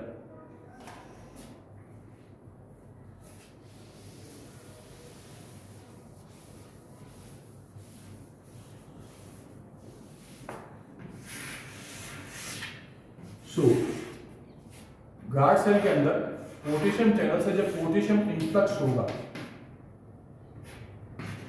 जब फ्लैसिड कंडीशन में, तो सॉल्यूट कंसंट्रेशन इंक्रीज हो रही है और अल्टीमेटली क्या होगा, इसका वाटर पोटेंशियल जो है वो डिक्रीज होगा। किसके मुकाबले, बाहर के मुकाबले।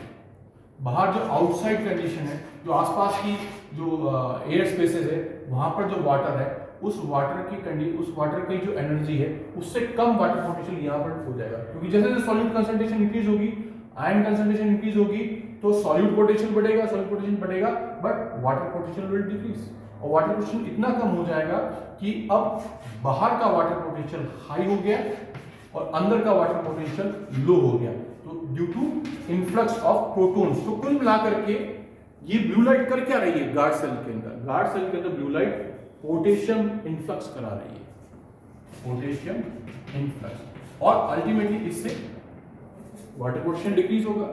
अब वाटर जो है बाहर से अंदर की तरफ मूव करेगा, high water potential towards low water potential, and ultimately what will happen कि इससे गार्ड सेल जो है वो टर्जिड होगा, और टर्जिड कंडीशन में स्टोमेटा ओपन है। ये तो होती नॉर्मल स्टोमेटल ओपनिंग, है ना।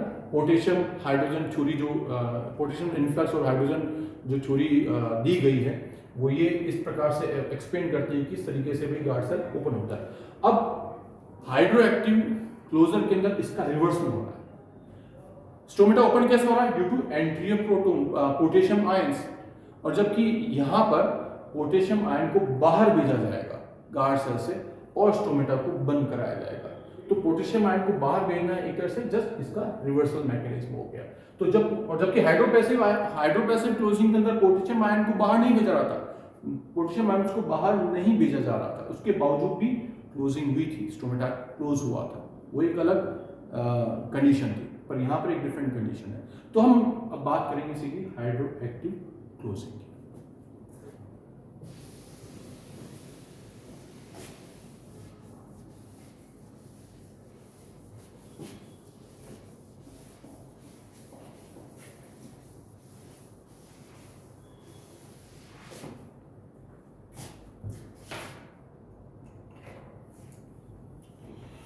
Now, hydroactive closing is actually depends upon hormone abscisic acid, क्योंकि इसमें भी सिग्नल मैकेनिज्म होंगे और गार्ड सेल के पास एक मैसेज आएगा in the form of abscisic acid for stomatal closing. इसलिए एब्सिसिक एसिड और इथाइलिन जो हार्मोन्स हैं उन्हें प्लांट स्ट्रेस हार्मोन भी कहा जाता है, क्योंकि ये प्लांट स्ट्रेस में हेल्प कर रहे हैं प्लांट को to cope up that in that particular condition.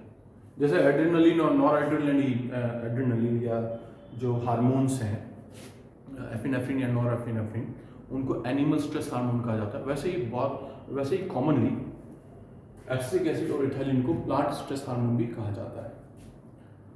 तो यहाँ पर एब्सिसिक एसिड मीडिएटेड क्लोजिंग होगी, हाइड्रोएक्टिव क्लोजिंग। एब्सिसिक एसिड का जो सिंथेसिस है वो होता है मीसोफिल सेल्स के अंदर,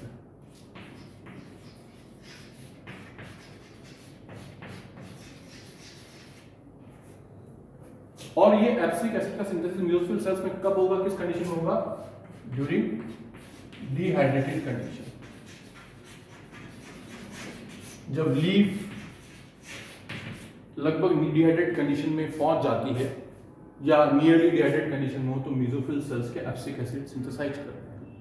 और ये जो एब्सिसिक एसिड, अगर आप लीफ का क्रॉस सेक्शन देखा होगा, ये मान लिया कि अपर एपिडर्मिस से फिर पैलिसेड पैरेन्काइमा सेल्स होती है,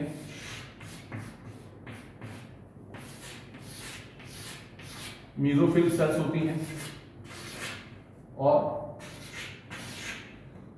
this is the lower epidermis and this is the guard cell. This is lower epidermis and this is guard cell. तो ये जो मेसोफिल सेल है, यहां पर वो एब्सिक एसिड फॉर्मेशन होता है, और अगर ये पहले भी बना रहे हैं एब्सिक एसिड तो ये जनरली अपने क्लोरोप्लास्ट के अंदर इसको स्टोर करते हैं। तो वाटर स्ट्रीम, ट्रांसपिरेशन स्ट्रीम के साथ ही जो ट्रांसपिरेशन स्ट्रीम है, जब प्लांट लगभग डिहाइड्रेटेड कंडीशन में पहुंच जाता है, उसके साथ ही ये एब्सिक एसिड कहां आता है, गार्ड सेल। अब एब्सिक एसिड यहां पर एक सिग्नलिंग मॉलिक्यूल है, it is a signalling molecule जो गार्ड सेल पर आकर बाइंड होगा और फिर हाइड्रोएक्टिव क्लोजर को इनिशिएट करेगा। तो हम अब देखते हैं किस तरीके से हाइड्रोएक्टिव क्लोजर को इनिशिएट करा और क्या क्या इंटरनल मॉलिक्यूलर इवेंट्स हो रहे हैं इस गार्ड सेल के अंदर, which are responsible for potassium ion efflux. किस तरीके से पोटेशियम आयंस गार्ड सेल से बाहर की तरफ जाएंगे, और guard cell then it will lose its turgidity and ultimately it becomes flaccid and results into stomatal closing.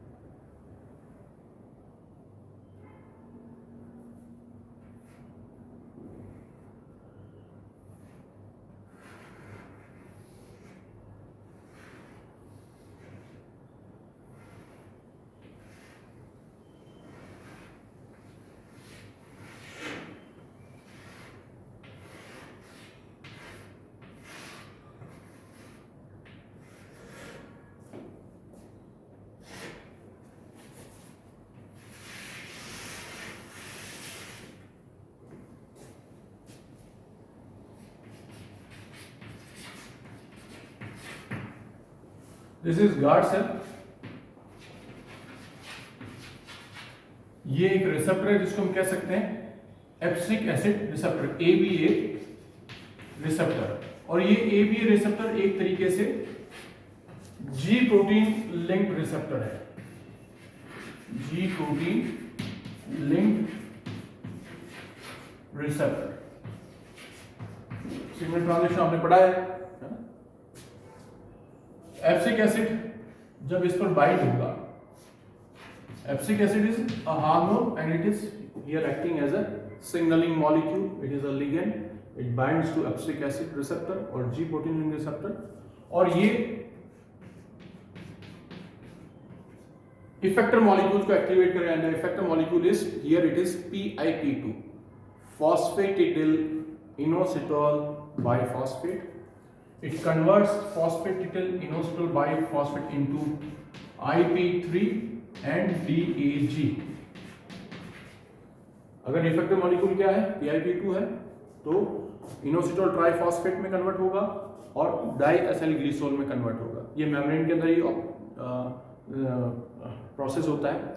IP3 here IP3 is acting as second messenger, और ये कैल्शियम चैनल्स पर bind हो गए। कहां पर, साइटोसोल के ऊपर जो कैल्शियम चैनल जो क्लोज्ड है वैक्यूल में, ये वैक्यूल है, वैक्यूल में कैल्शियम चैनल्स होते हैं टोनोप्लास्ट।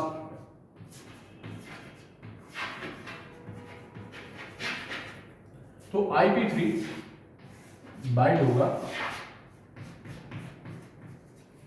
इन कैल्शियम चैनल्स पर और इनको ओपन करेगा। ओपन करने से क्या होता है, कैल्शियम की कंसंट्रेशन वैक्यूल के अंदर अधिक होगी और साइटोप्लाज्म में कम होगी। This is cytoplasm. सो जैसे पहले, इससे पहले ये कैल्शियम चैनल क्लोज थे, पर अब ओपन हो गए, तो calcium ion will rush out inside the cytoplasm, calcium ion बाहर आ गया। सो इंट्रिंसिक या अपन कहें कि साइटोजोलिक कैल्शियम लेवल को बढ़ाना ही मेन उद्देश्य है एब्सिक एसिड का। Rise in calcium concentration in cytoplasm. अब ये कैल्शियम कई सारे आयन जो है, क्योंकि ये थर्ड सिग्नल मॉलिक्यूल भी कहते हैं, calcium ion is a third signalling molecule, it can trigger many processes. पहला काम ये करेगा, मेम्ब्रेन अंदर से नेगेटिव चार्ज होती है और बाहर से पॉजिटिव चार्ज होती है, ये प्लाज्मा मेम्ब्रेन है जिसको हम कहते हैं रेस्टिंग मेम्ब्रेन पोटेंशियल। ठीक है, ये नॉर्मल स्टेट है मेम्ब्रेन की। पहला काम ये करेगा कि ये पोटेशियम इनफ्लक्स जो चैनल है उसको क्लोज कर देगा। कि पोटेशियम इनफ्लक्स चैनल जिससे कि पोटेशियम आयन अंदर आते हैं उनको क्लोज कर देगा, जिससे पोटेशियम आयन अंदर नहीं है। कुल मिलाकर के कैल्शियम आयन अल्टीमेटली क्या करेगा, मेम्ब्रेन डीपोलराइजेशन कराएगा। और membrane depolarization actually is responsible for activation of potassium efflux channel. तो पहला काम तो उसने ये किया, पोटेशियम चैनल्स को, इनफ्लक्स चैनल को बंद कर दिया, जिससे पोटेशियम आयन अंदर नहीं है। दूसरा, ये एक्ट कर रहा है क्लोराइड आयन चैनल को ओपन कर दिया, जिससे क्लोराइड आयन बाहर जाए। तो it activates chloride ion channel, chloride efflux channels, जिससे क्लोराइड आयन बाहर जाएंगे। Second activity, bye it's third activity it inhibits proton pump. Proton pump को इनहिबिट कर देंगे, जिससे कि प्रोटोन बाहर नहीं जा सके। ये थर्ड इंपॉर्टेंट एक्टिविटी। कुल मिलाकर के इन तीनों एक्टिविटी से क्या होगा, बाहर की तरफ तो ज्यादा नेगेटिव चार्ज करना और अंदर की तरफ पॉजिटिव चार्ज करना। चूंकि आप देखेंगे पोटेशियम आयन अंदर नहीं आएंगे, प्रोटॉन्स भी बाहर नहीं जाएंगे, क्योंकि प्रोटॉन बाहर जाएगा तो क्या होगा, बाहर की तरफ पॉजिटिव चार्ज होगा। और अल्टीमेटली क्या होगा कि क्लोराइड आयन के बाहर जाने से अब ज्यादा नेगेटिव चार्ज अंदर से बाहर जा रहा है, तो अंदर की तरफ अब पॉजिटिव चार्ज पार्टिकल्स बढ़ जाएंगे। तो अल्टीमेटली इन तीनों चीजों से क्या होगा, मेम्ब्रेन अंदर से तो पॉजिटिव चार्ज हो जाएगी और बाहर से नेगेटिव चार्ज होगी, जिसे हम कहेंगे membrane depolarisation.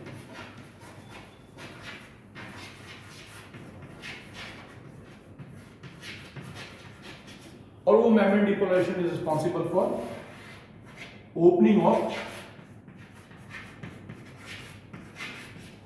Potassium in outflux, potassium outflux channel, जिससे पोटेशियम आयन जो यहां पर स्टोर थे बाहर। ये पोटेशियम आयन कब अंदर आए थे, मॉर्निंग आवर्स में, जो मैंने आपको बताया किस तरीके से स्टोमेटल ओपनिंग हुई। तो कुल मिलाकर के पोटेशियम आयन को बाहर भेजना।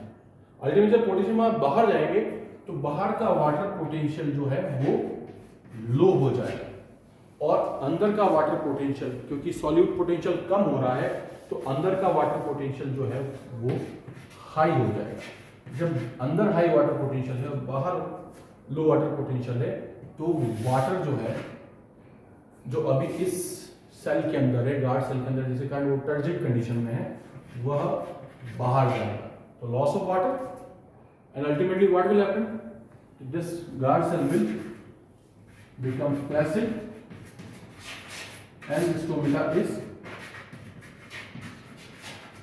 closed, and this closing mechanism is called as hydroactive closing, जो कि सीवियर ड्राउट कंडीशन के अंदर होती है।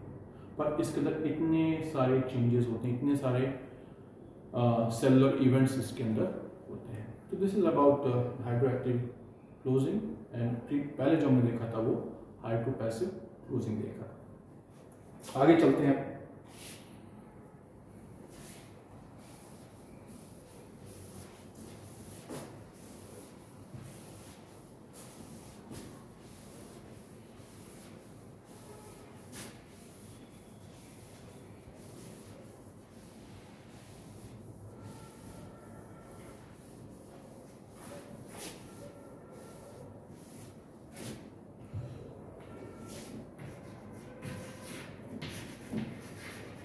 चौथा है लीफ एब्सिशन।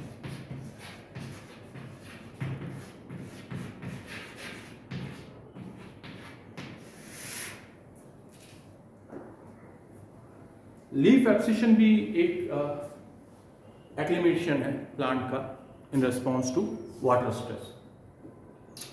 जब प्लांट एक अपनी मैच्योर अवस्था में पहुंच जाता है, मतलब फुली मैच्योर कंडीशन में आ गया, और उसके बाद अगर वाटर स्ट्रेस होता है तो अब लीफ एरिया तो रिड्यूस कर नहीं सकते, क्योंकि एक बार जो ग्रोथ अचीव कर लिए उसको वापस रिवर्ट बैक तो हो नहीं सकते। लीफ एक्सपांशन में रिडक्शन तभी पॉसिबल है जब ग्रोइंग स्टेज के अंदर हो।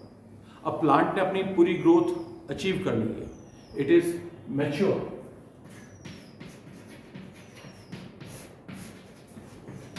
has achieved full growth,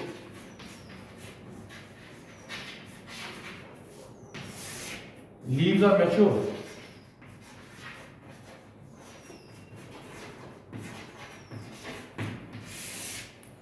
तो इस समय लीफ एरिया रिडक्शन पॉसिबल नहीं है, या ट्रांसपिरेशन को हम रोक भी दे तो भी क्या फर्क पड़ेगा, ट्रांसपिरेशन की रेट ज्यादा होगी उसमें, और प्लांट बहुत ज्यादा ड्राउट कंडीशन में आ गया।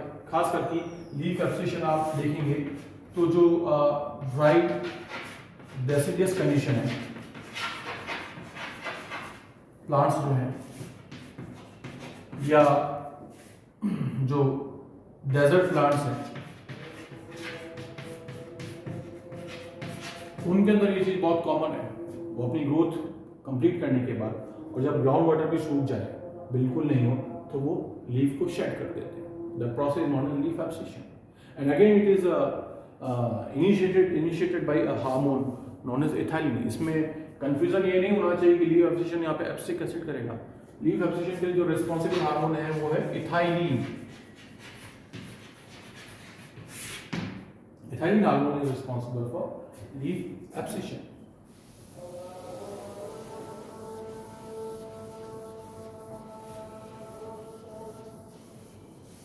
कुल मिलाकर के जो प्लांट का लीफ एरिया है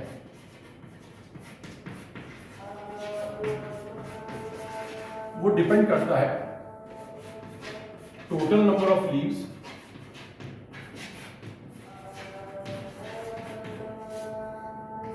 into area of each leaf. मान लिया इस प्लांट में 1000 लीव्स है, और हर एक लीफ का क्या एरिया है, उन सब का सम हम करें तो वह उस टोटल प्लांट का, उस पूरे प्लांट का लीफ एरिया होता है। और लीफ एरिया को कैसे रिड्यूस किया जाए, वही इंपॉर्टेंट स्टेप है इस प्लांट स्ट्रेस के अंदर, वाटर स्ट्रेस के अंदर। अब चूंकि ये ऐसे प्लांट्स हैं जिन्होंने अपनी ग्रोथ अचीव कर ली, तो लीफ एरिया रिडक्शन पॉसिबल नहीं है। अब ओवरऑल लीफ एरिया को कैसे कम कर सकते हैं, या तो नंबर ऑफ लीव्स कम करते हैं, एरिया में जो चेंज नहीं कर सकते, क्या कर सकते हैं, नंबर ऑफ लीव को चेंज करते हैं, नंबर ऑफ लीव्स को कम करते हैं। अब नंबर ऑफ लीव्स कैसे कम हो सकती है, बाय लीफ एब्सिशन। लीव्स को शेड कर दिया जाए, और जब लीव्स को शेड करेंगे, जब टोटल नंबर ऑफ लीव्स को कम कर देंगे, तो ओवरऑल प्लांट का लीफ एरिया भी कम हो जाएगा। तो लीफ एरिया भी कम होगा तो ट्रांसपिरेशन भी कम हो जाएगा, और इस तरीके से वो प्लांट को वाटर लॉस से बचाने की कोशिश करेंगे। तो this is actually the concept of leaf abscission, कि लीफ एब्सिशन कब हो रहा है, कैसे हो रहा है, और कैसे होगा, लीव्स को शेड करने से।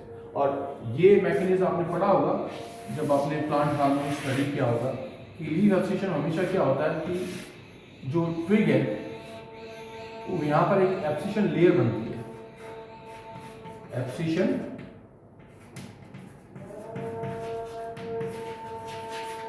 लेयर, और एब्सिशन लेयर किस के रिस्पॉन्स में बन रही है, हार्मोन नोन एज इथाइलिन। कि यहां की जो सेल्स हैं वो उनकी डेथ होगी, senescence programme cell death in response to ethylene. तो इथाइलिन क्या करता है, प्रोग्राम सेल डेथ करेगा। यहाँ की रीजन की सेल जब डेथ होगी तो यहाँ पर एक लीफ एब्सिशन लेयर बन जाएगा, ये पार्ट बिल्कुल वीक हो जाएगा, और हवा के झोंके के साथ ये ट्विग यहाँ से अलग है। This is what leaf abscission is, और ये भी एक तरह का एक्लिमेशन है जो कि प्लांट को प्रोटेक्ट करेगा और प्लांट को हेल्प करेगा to cope up with stressful condition. इसके बाद जो आखिरी एक और है वो है ऑस्मोटिक एडजस्टमेंट करना।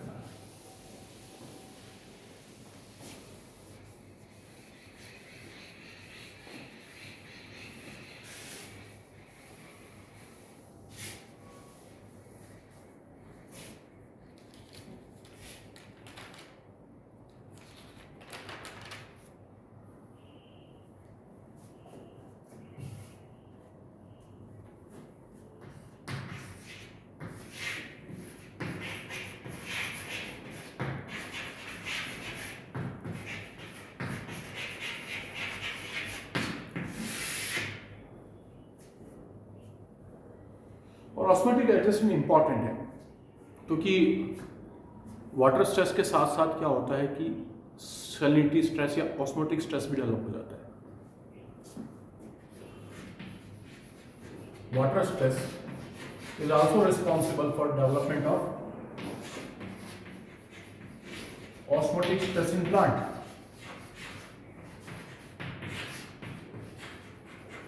इसको समझना पड़ेगा।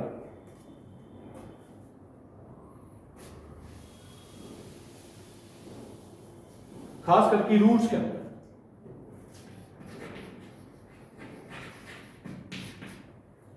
क्योंकि आप जानते हैं कि रूट्स में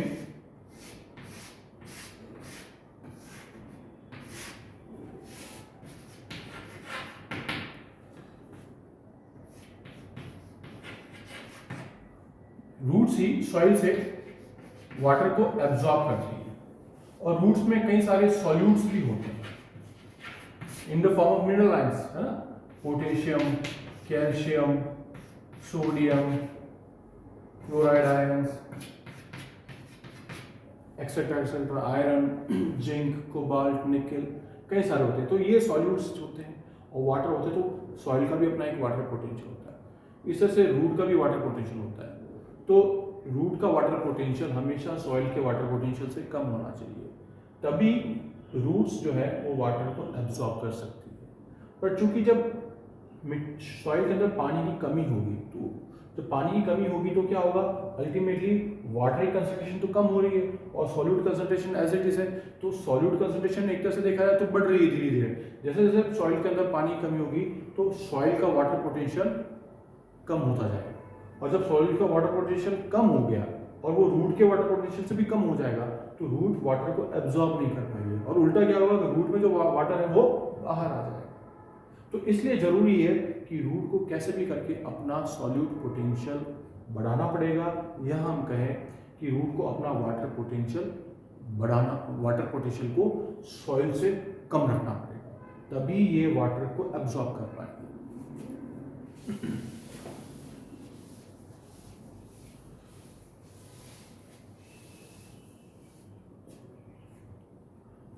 तो हम बात करें रूट की, तो रूट की जो सेल है, खास करके जो वाटर को और मिनरल्स को एब्जॉर्ब करती है, उसको हम कहते हैं root epidermal cell.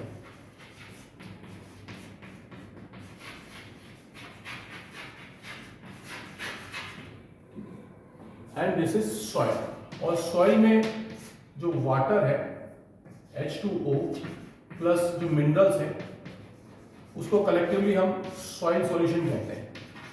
Soil solution, water plus minerals, X positive and Z negative.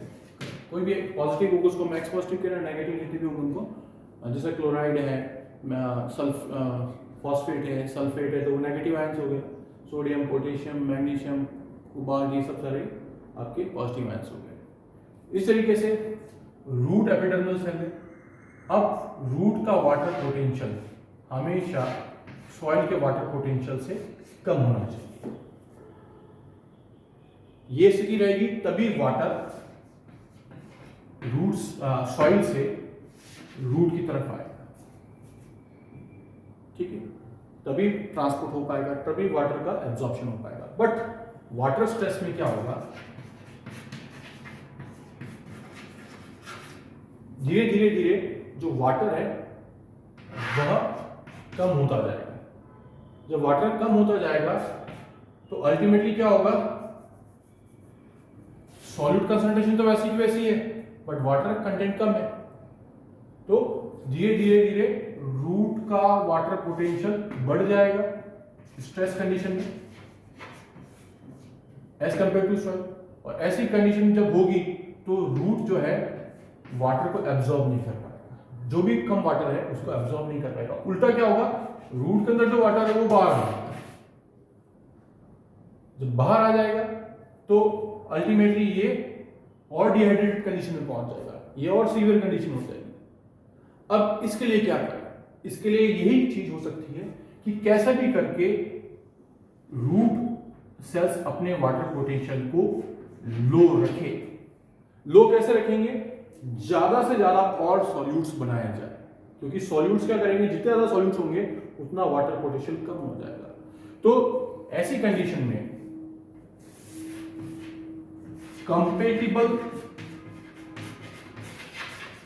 Solutes synthesis जो है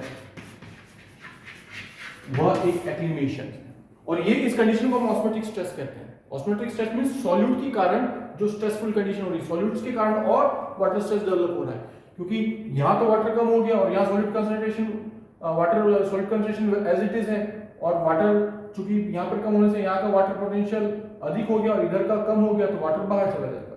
तो इसका एक ही मात्र जो ऑप्शन है कि कैसे भी करके रूट और ज्यादा मेटाबॉलिकली एक्टिव होकर के ज्यादा से ज्यादा सॉल्यूट्स का निर्माण करें ताकि अपने वाटर पोटेंशियल को कम रख सकें और जो भी वाटर यहाँ पर अवेलेबल है उसको वो एब्जॉर्ब कर सकें। तो वो कंपेटिबल सॉल्यूट्स का निर्माण करती है। कंपेटिबल सॉल्यूट्स में मतलब क्या क्या आ सकते हैं, शुगर्स हो गए, एमिनो एसिड्स हो गया,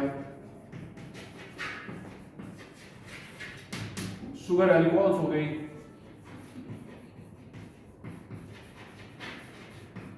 आयंस है, आयंस में भी स्पेसिफिकली पोटेशियम आयन। ये कुछ सॉल्यूट्स इनमें सिंथेसिस होते हैं, और सॉल्यूट्स का सिंथेसिस मतलब इनसे रिलेटेड एंजाइम्स एक्टिवेट होंगे या उन एंजाइम का सिंथेसिस होगा और जीन एक्सप्रेशन में भी चेंजेस होते हैं। पर पोटेशियम आयंस को जनरली कहाँ रखा जाएगा, वैक्यूल्स के अंदर रखा जाएगा, बाहर नहीं रखते हैं, क्योंकि पोटेशियम आयन जब बाहर रहेंगे तो वो एंजाइम्स को इनएक्टिवेट कर सकते हैं। इसलिए बाकी जो हो गए शुगर हो गए, अमीनो एसिड्स हो गए या शुगर अल्कोहल्स हैं, इनको एक्चुअली हम कंपेटिबल सॉल्यूट्स कहते हैं या इनको हम ऑस्मोलाइट्स भी कहेंगे। और ये ऑस्मोलाइट्स रूट के एपिडर्मल सेल का वाटर पोटेंशियल को कम रखेंगे। जो कॉमन टाइप के एग्जांपल्स हैं इसमें, जैसे अमीनो एसिड में प्रोलाइन है, शुगर अल्कोहल के अंदर मैनिटोल है, इनोसिटोल है, एक इंपॉर्टेंट अमीन है जैसे ग्लाइसिन बीटिंग।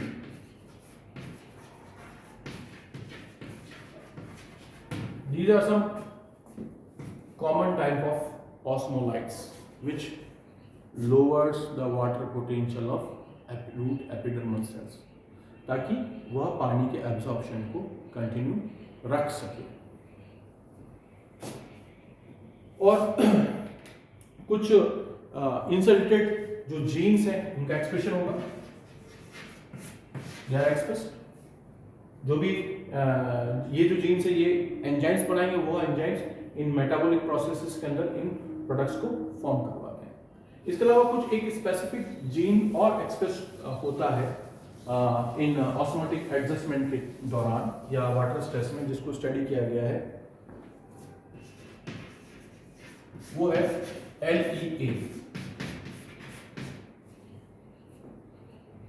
नाम है लेट एम्ब्रियोजेनेसिस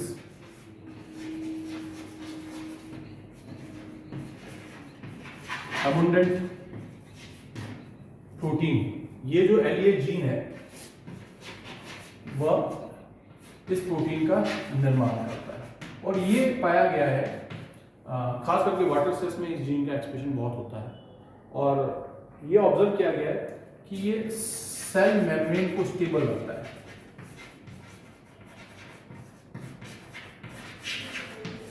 कैसे? खास करके क्योंकि सेल हमेशा हाइड्रेटेड कंडीशन में, suppose this is the plasma membrane, यहाँ पे कई सारे प्रोटीन्स हैं, दीज आर नॉन प्रोटीन्स। तो डिहाइड्रेटेड स्टेट में क्या होगा, जब वाटर की कमी हो जाएगी तो इन प्रोटीन्स का क्रिस्टलाइजेशन हो जाएगा, और क्रिस्टलाइजेशन जब होगा तो there will be loss of function, ये काम करना बंद कर देंगे। अब इनके अलग अलग काम हो सकते हैं, कोई हो सकता है मेम्ब्रेन रिसेप्टर हो, कोई हो सकता है मेम्ब्रेन ट्रांसपोर्ट प्रोटीन की तरह काम कर रहा हो उस सेल के लिए, तो उससे रिलेटेड वर्क डिस्टर्ब हो जाएंगे, क्योंकि पानी की कमी होगी, पानी की कमी से ये क्रिस्टलाइज फॉर्म में आ सकते हैं, है ना। अदरवाइज प्रोटीन्स के अंदर जो अमीनो एसिड्स हैं वो उसको सॉल्युबल फॉर्म में मेंटेन कर रखते हैं, और क्रिस्टलाइजेशन होना इस मीन्स उसका स्ट्रक्चर लॉस होना मतलब फंक्शन लॉस होना। अब ये जो प्रोटीन्स हैं एलईए प्रोटीन, जैसे ये हाइड्रोफिलिक नेचर के होते हैं और ज्यादा से ज्यादा मात्रा में पानी को बांध के रखते हैं यार। तो जब ये एलईए प्रोटीन्स मेम्ब्रेन में होंगे, दीज एलईए प्रोटीन्स, तो ये इनके क्रिस्टलाइजेशन को रोकने की कोशिश करते हैं, क्योंकि वो वहां पर हाइड्रोफिलिक एनवायरनमेंट क्रिएट करेंगे, और हाइड्रोफिलिक एनवायरनमेंट क्रिएट करेंगे तो they prevent crystallization of membrane proteins, and thus they are responsible for protection of biomembranes, and they are responsible for membrane stability during water stresses. So students, today we had studied about water stress, what is water stress, and how plants adopt different kinds of acclimatation strategies to cope up with the water stress.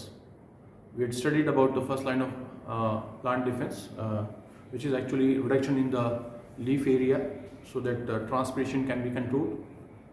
Then the second line of defense, which is actually the expansion of the root growth, so that the water from the deeper zone can be absorbed by the plant. Then the third level of defense was actually the stomatal closing, and two different types of stomatal closing we had discussed. One is hydropassive closing and another is hydroactive closing. And the leaf abscission, how leaf abscission is important in controlling the overall leaf area of the plant. Generally, the dry deciduous plants and desert plants shed their leaf in their extreme condition when the environment is too much dry. And as well as the plant has to cope up with osmotic stress as well, due to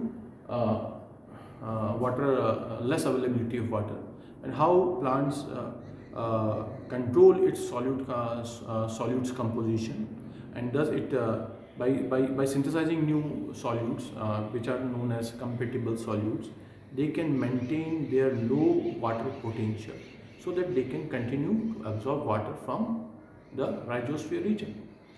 As well as different kinds of genes are expressed during such type of stressful conditions. One type of gene which is known as LEA gene, right, embryogenesis abundant gene, it synthesizes a protein known as late embryogenesis abundant protein, which was actually studied in a desiccating embryo of a seed. Its name was kept as late embryogenesis abundant protein. So I hope that you understand the different concepts of the water stress and the different acclimatation strategies. So this is all about water stress. From the next class we will continue, we will take a different type of stress, and in particular we will start from heat stress. Thank you.